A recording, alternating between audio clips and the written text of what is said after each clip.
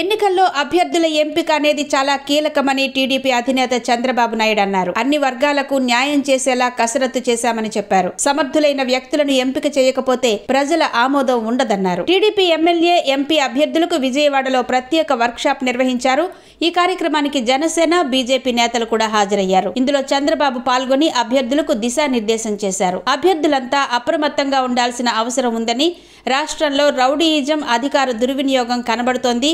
వీటన్నిటిని దృష్టిలో పెట్టుకుని అభ్యర్థులంతా అప్రమత్తంగా ఉండాలి.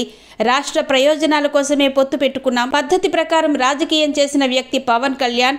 పొత్తులో భాగంగా 31 మందికి సీట్లు ఇవ్వలేకపోయాం. వాళ్ళు చేసిన త్యాగం నేనెప్పుడూ మర్చిపోను. సీట్లు రాని అభ్యర్థుల బాగోగులు మేం చూసుకుంటాం. కేంద్ర రాష్ట్ర ప్రభుత్వాల్లో అవకాశం కల్పిస్తాం. 3 పార్టీల పొత్తు తర్వాత చాలా జాగ్రత్తగా అభ్యర్థుల్ని ఎంపిక చేశాం. నిలబెట్టిన అభ్యర్థి గెలవాలనేదే కూటమి లక్ష్యం అని చంద్రబాబు పేర్కొన్నారు. ఎన్డీఏ కేంద్రంలో 400కు పైగా లోక్సభ స్థానాల్లో విజయం సాధిస్తుంది. రాష్ట్రంలో కూటమికి 160కి పైగా అసెంబ్లీ సీట్లొస్తాయి. కడప ఎంపీ సీట్ను మనమే గెలవబోతున్నాం. ఆ పార్టీ అభ్యర్థి, ఈ పార్టీ అభ్యర్థి అని చూడొద్దు. అందరూ ఎన్డీఏ అభ్యర్థులుగానే భావించాలి.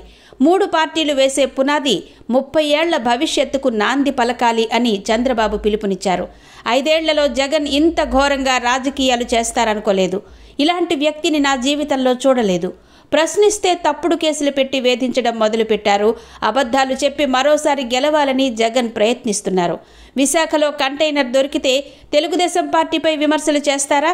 బ్రెజిల్ అధ్యక్షుడు ఎన్నిక కాగానే విజయసాయి రెడ్డి ట్వీట్ చేశారు.